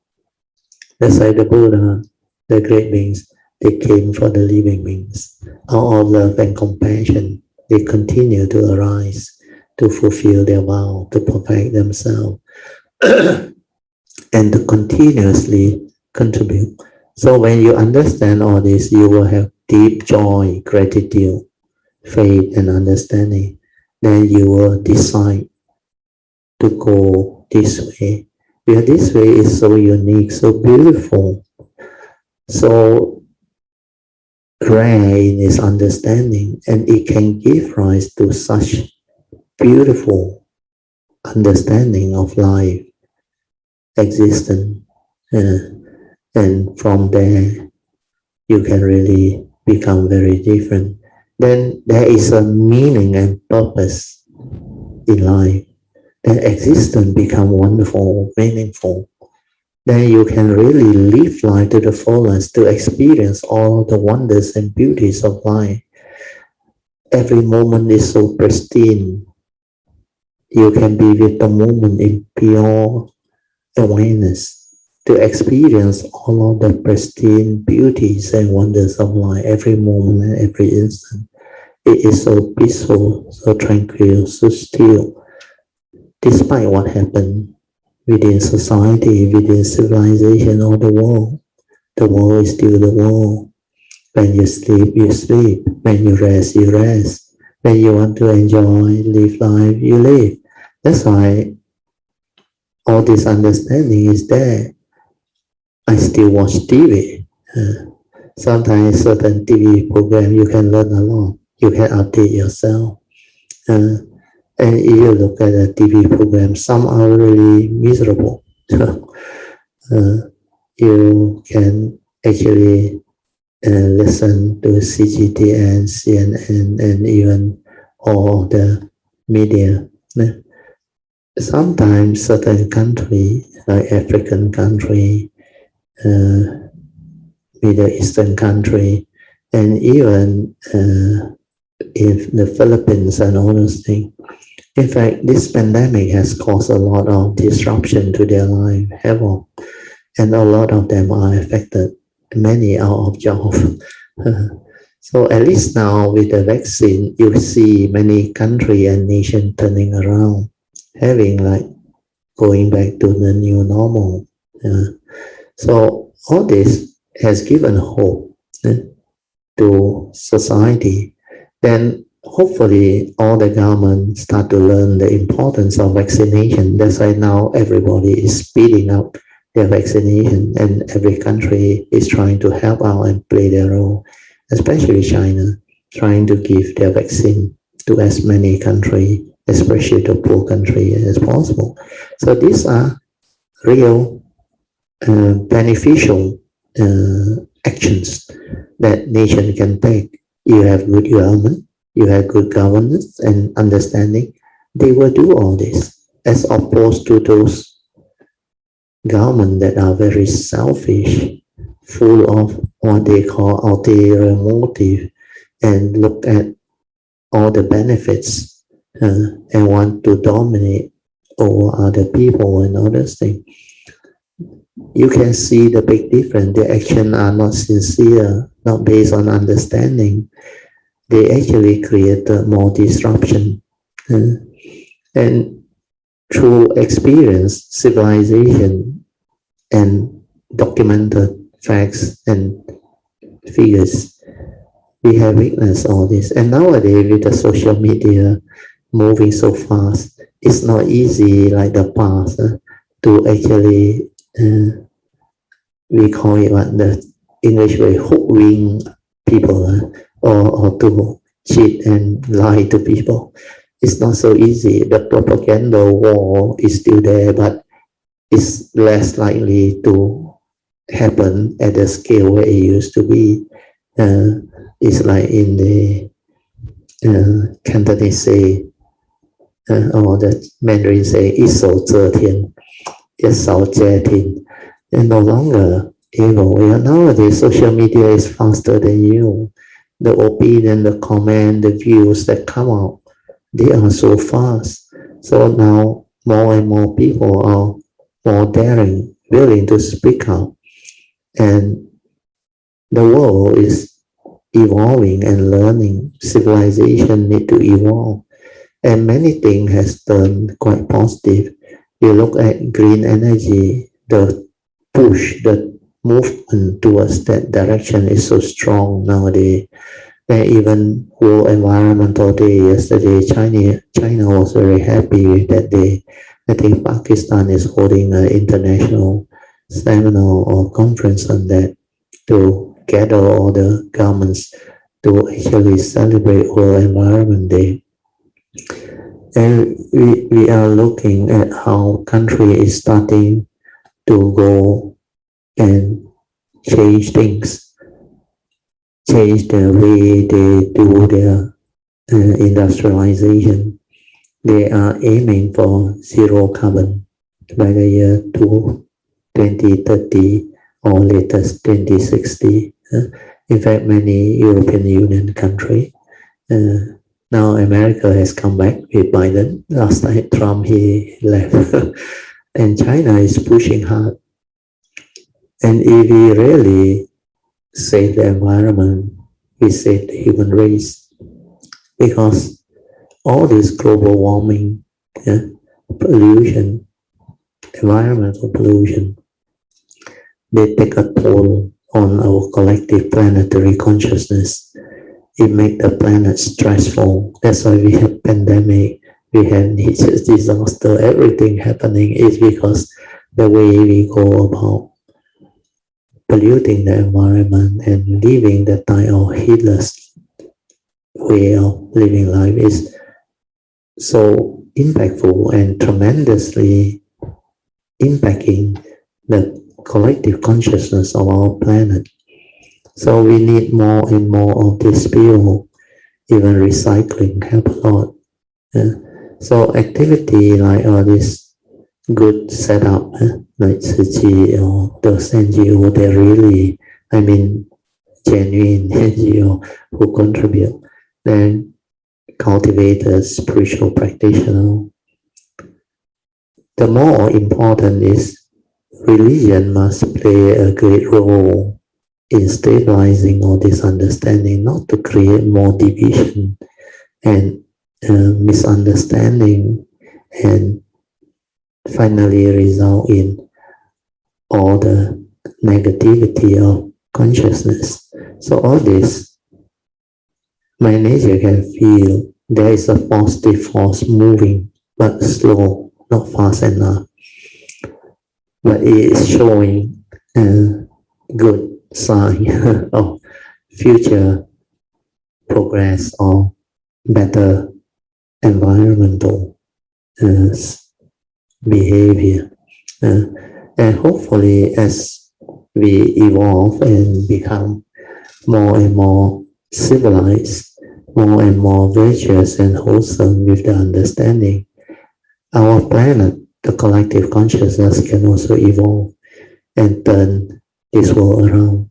So everyone, we have to contribute. The individual must change for the collective to change. So don't worry about what people do, what people say. We must cultivate. We must perfect ourselves, develop the wisdom, and make sure we follow Noble Eightfold Path.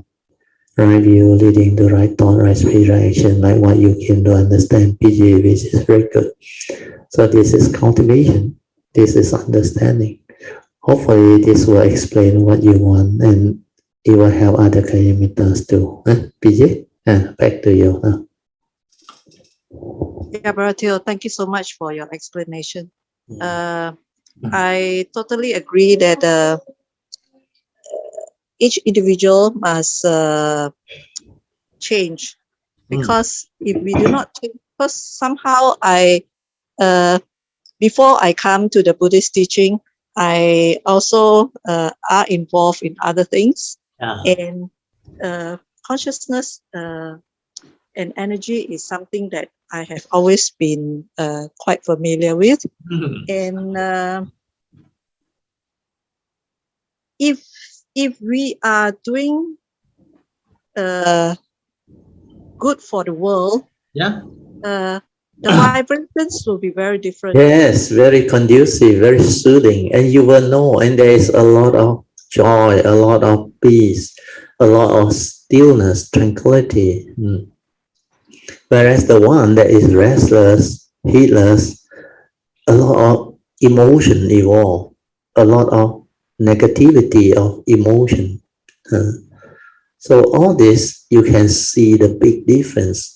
And this negativity or emotion trigger of fear, worry, anxiety, anger, hatred, envy, jealousy, all these are negative emotion with the evil roots.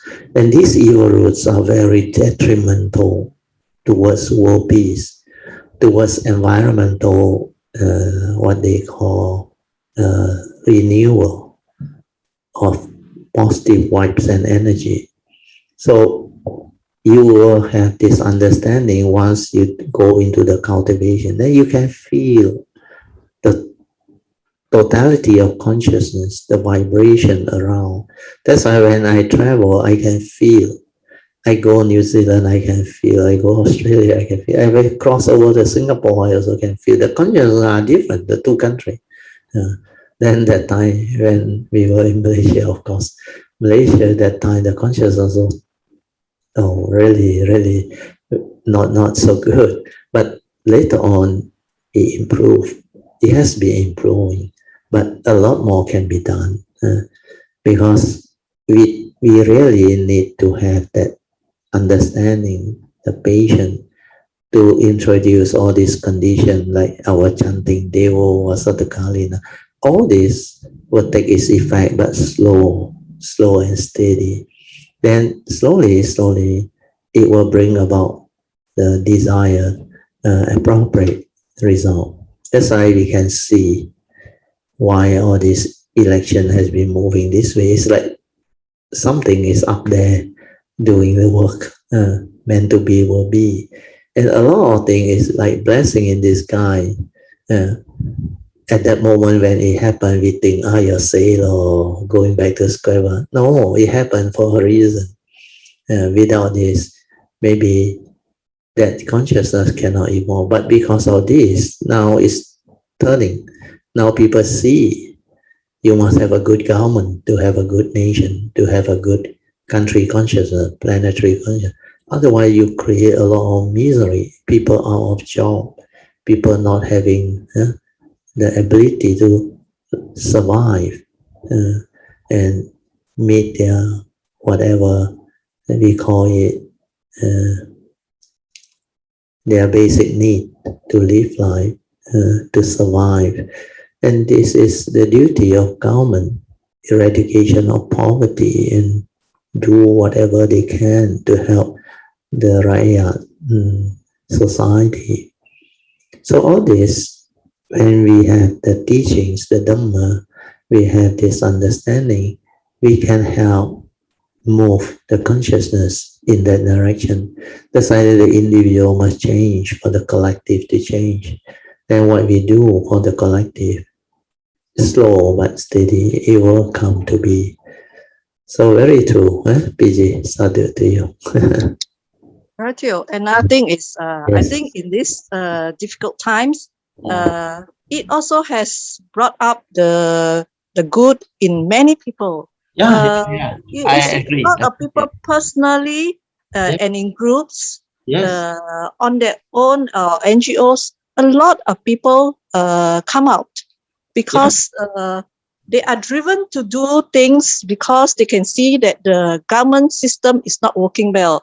Actually, I'm very happy to see that a lot of people put aside their differences, regardless of race or whatever. They come together. They come together. Sometimes it's so good to see that. Because there are a lot of people who actually pity those who cannot survive. They really take out their own money, raise fund, and send all this food to them. Yeah. They have a lot. There are a lot. Even Suchi also see a lot of this. And in PJKL slang, a lot of people are doing this. They're giving free food and all this thing. So as a nation, people start to see. Then when they compare other countries, they see the big difference of a good government and not so efficient or good government. So all this is for us to learn. That's why with sincerity, with virtue, with right view and right understanding, if the government is virtuous, righteous, and sincere, then society will benefit, the country will benefit, the people will benefit.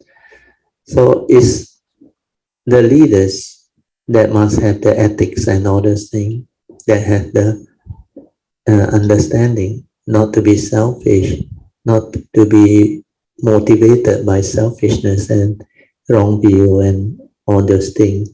And so all these are very beautiful. Yeah, I fully agree, PG. Yes, I also saw a lot of these people, witness a lot of this on the media, social media especially. Then even on the TV, you start to see them. Then the frontline people, how they sacrifice, how they really willing to help out, despite what happened, like you say, the failure of the government machinery and all those things, because conflicting instruction, you turn here and there, and like nobody is really knowing what is going on, and a lot of the instruction are like haphazard. So when you have good leaders, when you have committed leaders, then the government machinery becomes very efficient. The thing flow very well. And it is very beneficial to the rakyat and the people.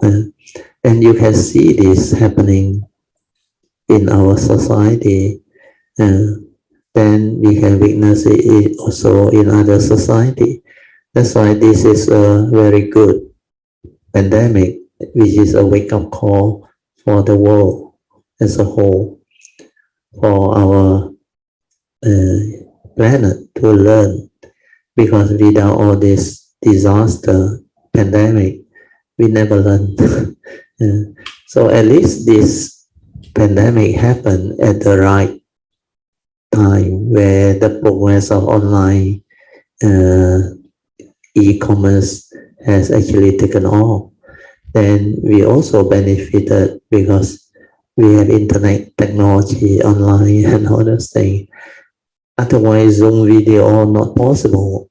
Then we see the importance of technology to integrate to fight pandemic. Then the advent of vaccine understanding. Last time vaccine take at least 6 to 7 years with all the trial to come out. Now within 1 year or less, they come out with the vaccine. And of course they seek what they call quick approval under emergency use and all that. But at least it's doing its job. So vaccine is really something very useful, even though there's a lot of controversial about the type of vaccine, traditional and the new mRNA vaccine and all those things. Don't worry about it. Let the situation demands actually evolve. That's what learning is all about. That's what civilization evolve, how civilization evolve and progress. So all this we are witnessing. That's why I said we are very blessed, very lucky, because we are in the golden era to witness all this happening. Actually, in one's lifetime, you may not have the condition to witness all this. Like my parents, they passed away before this pandemic. You can say it's their good blessing or what, I don't know, but they didn't get to witness all this. So for me, I came during the transition with all the good conditions. Actually, 60 over years of life, 66 plus, my life is very enriching, very beautiful. And I had a lot of joy that that nature, karmic nature, and the spiritual nature had this understanding to come during this period, and to have such understanding to see and witness all this. And it's so beautiful. To me, it's so beautiful, so wonderful. That's why life can really be wonderful and amazing, like what the Heart Sutta said. True emptiness is wonderful or wondrous existence. So all this are unfolding, we are witnessing, and we can really get to experience all of the progress in civilization, technology, information technology, in the field of innovation, digital banking, e-commerce, online e-commerce, and many other things are happening, and they are moving so fast. Actually, it's no longer year to year, it's month to month. Everything is changing. You visit certain country like China, in fact, the city are changing and evolving so fast, and things are moving ahead so fast. That's why technology, high-speed train. Then later on, when the pandemic is contained, I tell you, the airline industry will evolve and become different again. We will learn a lot of new things, and we will do things in very different way. That's why the new normal will become different. And now, after going through all the lockdown and all those problems, then when they start to slowly open up and release, people feel the joy.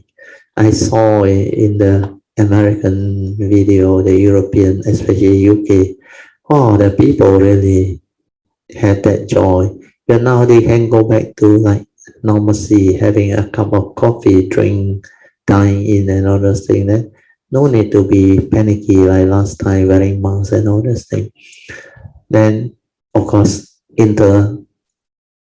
state travel has started to take place, but internation, I think, has not really opened up. That one still need to take a while. Maybe hopefully before the end of the year, many of these can be streamlined and they will slowly open up. Well, the rate of vaccine, they realize is fundamental to the opening up. So everybody is pushing. Yeah, our country also pushing. Unless you get pressure, you will not push. That's why the social media and the people like PG, you say, more and more people are willing to voice out, come out with petition and force the government to move. Because all this while they dilly-dally on the vaccine. So now, all of a sudden, I saw a lot of my year one, the classmates all getting appointment for the vaccine dose. So I received a lot of very positive news on appointment of vaccines. My one also will be coming this month. To let you all know earlier, 17th of June, Thursday, class cancel, where I and my wife going for vaccination.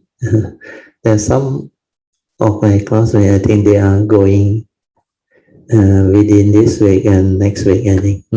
Then after next week, it will be mine.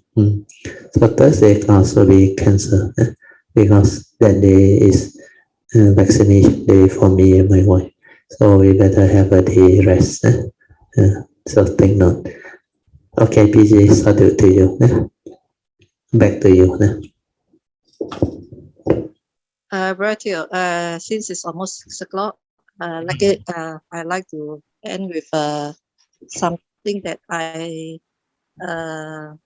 have been looking a lot at YouTube's, and one of them is the memoirs of Master Xuan Hua.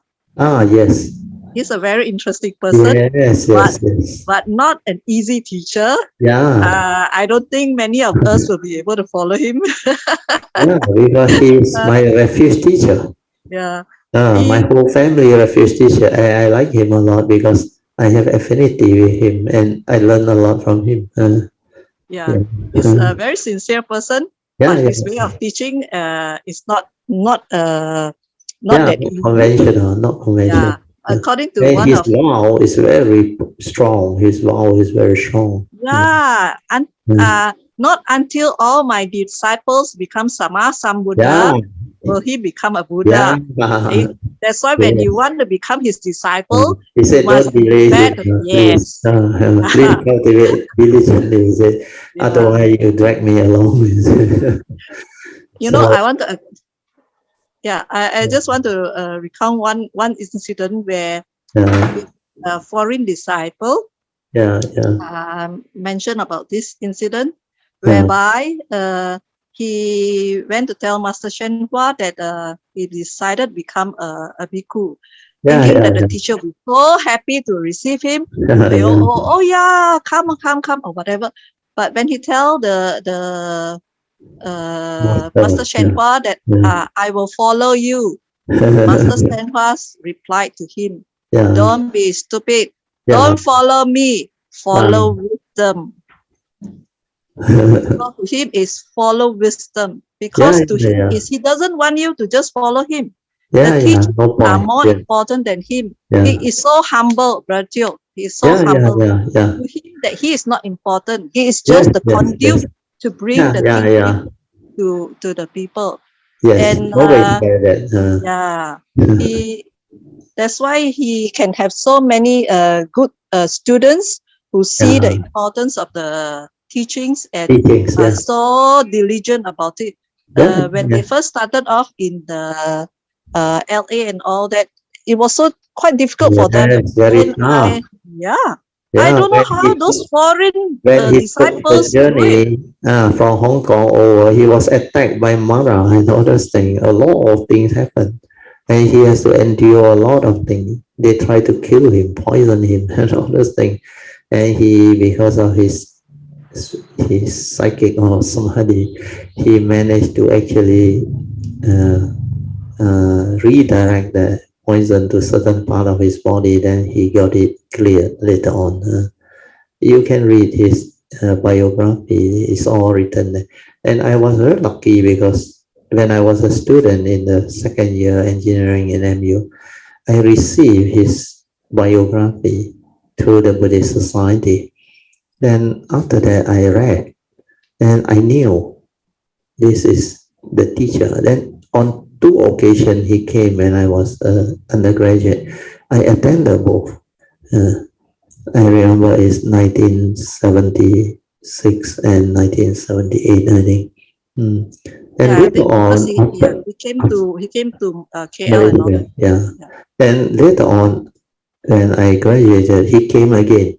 That time is the time I determined to uh, like compensate for all the things that I wanted to do, but I was not having the condition to do because I didn't have the means. At that time, I was not working yet. And when I came to know that he's coming again, I think in the year 1986 or 87, that time I graduated 79, I worked for 7 years. Oh, I really go all out to make the offering, the donation, and I went and did all the recording and I follow him all around. And I have great affinity with him. Yeah, one of his kapia came to me and gave me the book Surangama Sutta. That's how I came to know. Then later on, everything fall into place and my whole family take refuge. It's meant to be. And a lot of my other teacher or what they know, I would take refuge under anybody. They seems to know. They never even want to like ask or what. They know I got my way, my own understanding, and my thing is all already set. That's why one of the teachers say I had a very heavy vow. I came with a very heavy vow. The moment she mentioned that, I knew what that vow was. So all these are meant to be. So beautiful, yeah. So now you start to get to read more and more about him. He is a very unorthodox kind of teacher. He Yeah. can be very fierce, but his teaching is very good. His teaching is Yeah, very good. Brother Teo, his teaching is very good. Yes. Unconventional but very good. Yes. Brother Teo, I will like to say I have a very deep gratitude to all the great beings, all the great teachers, Brother Theo included, for bringing us to where we are now. May all our aspirations be realized. Pure and good aspiration be realized soon as possible. No problem. Because when you have the faith and the sincerity, then when you make this aspiration, it will unfold. It will become part of nature's law. So all this, it will happen. Don't worry. In fact, at a few occasions, one of them is I remember at a retreat. There was condition, then I sent my pure wish for all Kayamita who has the condition to receive them at that time. And that one helped a lot of cultivator, including the non-humans out there, the devas and all those things. Because they were conditioned and everything matched and fall into place, and that nature sent out that pure wish. Of course, silently, from my nature it come out. Yeah, I saw the condition and it manifests. And it tie up with Kuan Yin and Junti, Pusa and all those things. Of course, Virochana also, their nature, they're very beautiful. That's why that place is very unique. Sadhu, very good, PJ. Thank you. Anything else? There are lots of things that we may not understand, but in hindsight, of course, we'll see a lot of things. It's like what I'm doing now. Meant to walk this way, Brother Theo. Many things in my life will point to this way. Things that I did not do or whatever. Your Brother Theo, last time, another thing I forgot to say, about things that I would not do. I would not bow, Brother Theo. You told me before. You can never. I would not bow. But now I'm doing all the bowing. That time your karmic obstruction very strong. The ego. The ego is something I must really take care and dissect it well, Brother Theo. The ego is so strong. Unfortunately. Over the years, it become more terrible. But hopefully with the understanding that I'm having now, I can overcome all this defilement. Because with your understanding, you have become so different. Last time, you got a type character. You got this style character. Cannot like quite uncompromising. Very uncompromising one. Beside take tiểu lưu, because you're very stubborn one. Sorry, which is quite true. I saw it once when we were on the spiritual trip. You remember which one? Yes, I know. And Brother Theo, the talk that you give, I know was for me because I was so angry at that time. And I said, this teaching is for me. You just burst out and tell of that Kayamita until that Kayamita also quiet. Dare not say anything. No, it's because of the circumstances that correct. I knew. But I was very wrong to do that because first thing is so heedless, and I could have said in a better way. But of course, I let the anger get the better of me. Correct. So wrong, Brother Theo. That's why I share with my wife and one or two Kamitas. You don't play a fool with PG. You kena that one, I tell you. But it was good.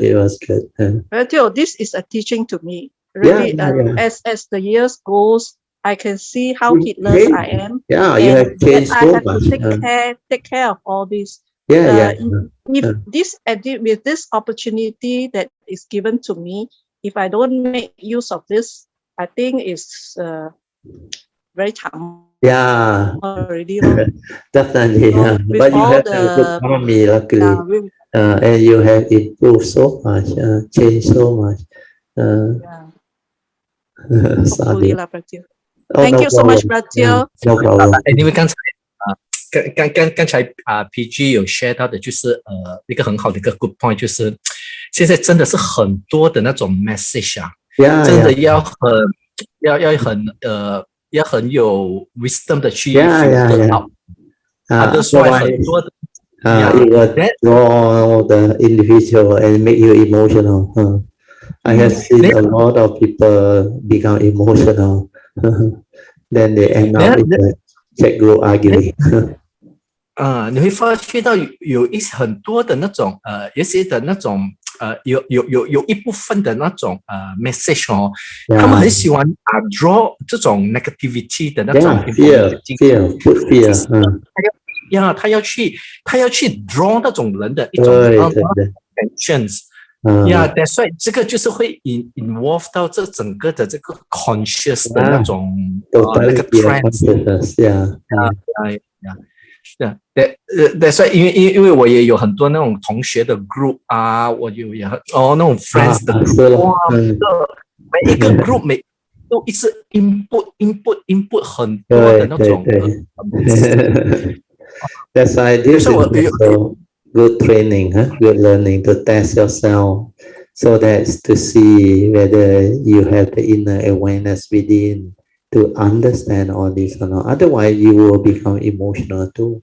You will be affected too. 很好啊，so 这个是一个 like test that can be something that is beneficial for the cultivator to go through. Then 你就能够了解很多东西，because especially the pandemic，怎样在现在这样乱的那种那种 environment 里面去 maintain 你的 silent， 不要去 composure， 你的 silent， 你的 awareness， 你的 understanding, the sensitivity, then you can see whether the Yoniso Manasikara 有掀起来吗？ Like PG no, she used the questioning of the Kalama Suttas. The Buddha asked, if I reply, if I make this decision, is it conducive for the wholesomeness or goodness of society and all? Otherwise, no point. That's why a lot of people, they just heedlessly forward. They didn't even check the fact. Sometimes they thought it is interesting. They thought people will say, wow, this person is very good. No, people look at you differently. You simply forward, I tell you, you get into trouble. Now fake news a lot can be caught and fined too. So be careful. Then what you share, make sure it's beneficial. Otherwise, try not to share. Like my daughter tell one of my family members, if you are not sure, better don't share. Because not sure means very likely fake news. So don't share. So people need to develop understanding. If you are not sure, then why you want to forward? You create unnecessary fear, anxiety, and panic. And all this, they deposit in their memory, then they develop phobia. So we must be sensitive and we must have wholesomeness. Then we must have good understanding of the situation. Then when we share with understanding, but try not to unless there is condition. Yeah, so continue. Yeah. 没有，因为我也想到以前以前 all the while 我们 Malaysia 的那种政治也是，哇，你看很多人一直raise 他们的 voice， 一直 against， 一直跳，一直讲no hope 啦，怎样，但我们还是过了整30年，no。然后我在想，从以前的 previous 的那个ministry， 全部每个都一直讲烂到今天吧，我们的 country 还是能够走到 today，you know？ then 有时候我在想的，我们去 government machinery to a certain extent, we must give them credit. They have improved a lot actually. The system inside there has improved a lot, but the leaders are the problem. The leaders are giving contradicting instruction. and they don't know how to follow, who to follow. That's why you don't have the good leader. The machinery will be confused, in confusion. But we must give them credit. Even I go and do my passport, or I know it has improved a lot compared to the early days. They have learned to simplify many things. But of course, there are certain departments still very bureaucratic, because they are so conditioned in the way they behave and do things. But to them, is they believe they hold the power.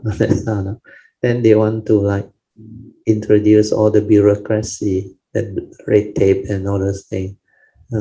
So they ask you to submit a lot of things, still a lot of paperwork, a lot of documentation, a lot of these things. When you submit, I don't think they really look at it. So a lot of these things we need to understand. Time is needed for them to develop the understanding and the evolution of consciousness to become better.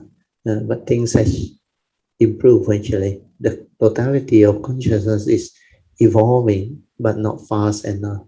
So, okay, like you say, we still survive through despite all the doomsday prediction and all those things.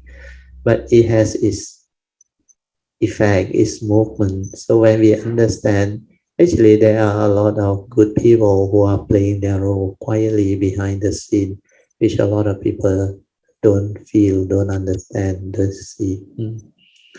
很好啊，沙雕，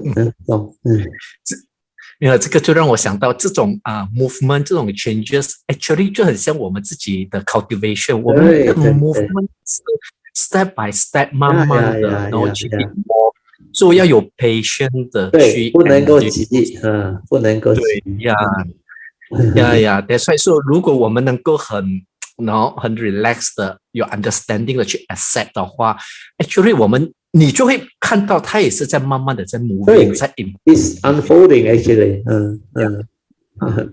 对，跟我们的 cultivation 是 exactly 是 evolving， 对，so okay， then 我的 sharing 就到这里了。Okay， thank you， Sadhu， so we better end